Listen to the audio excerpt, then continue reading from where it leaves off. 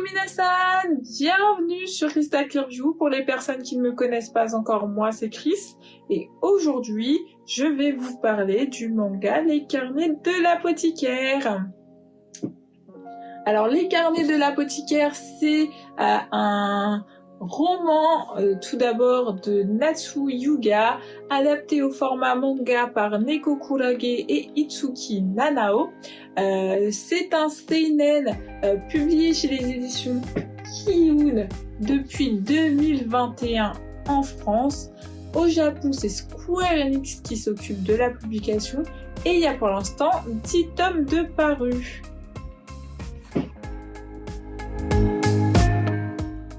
Alors, donc, de quoi ça parle Les Carnets de l'apothicaire? L'histoire, elle est centrée sur Mao Mao, une jeune fille de 17 ans qui vit au quartier des plaisirs en tant qu'apothicaire. Alors, un ou une apothicaire, c'est en fait le pharmacien d'antan, on va dire. C'est donc une personne qui est chargée de s'occuper de tout ce qui est plantes médicinales, poisons, drogue, antidotes, etc. Et donc c'est ce que fait Mao Mao au quartier des plaisirs. Et ce jusqu'au jour où elle se fait enlever et emmener de force au palais impérial. Alors Mao Mao, elle est contrainte du coup de travailler comme servante au sein du palais. Mais pour que ses ravisseurs ne puissent pas toucher d'argent ou tirer profit, en tout cas de son travail et de ses compétences, elle fait comme si elle n'avait aucune connaissance. Jusqu'au jour où Shinji, un des membres du palais impérial, en fait un des membres de l'administration du palais, va se rendre compte de la supercherie.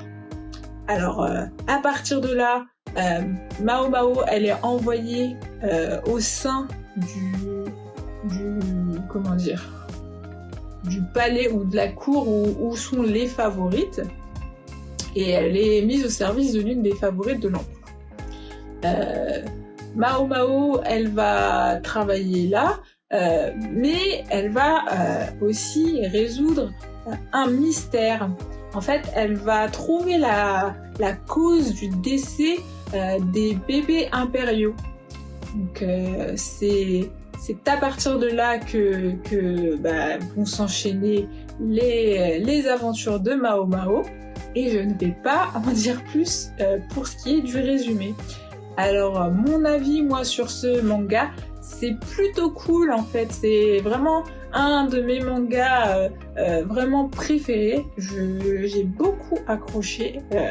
Je trouve qu'il est vraiment, en fait, c'est intéressant en fait. Tu te prends à vouloir savoir qu'est-ce qu'elle va résoudre comme prochain mystère, parce que vraiment, oui, c'est vraiment un manga axé enquête, mystère, etc. Donc, on se demande ce qui va venir pour la suite et je trouve ça plutôt sympa.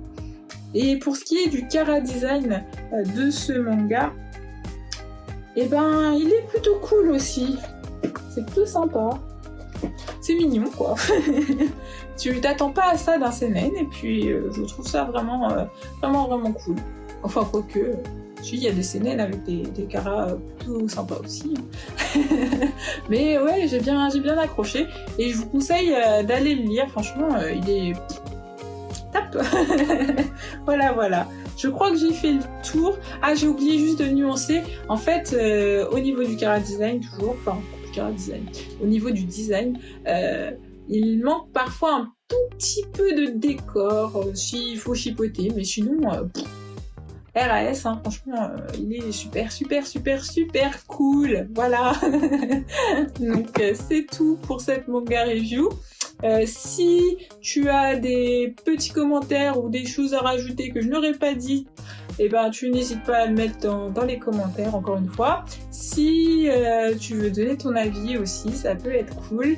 Et puis, si la review vous a plu, vous n'hésitez pas à liker, vous abonner et partager.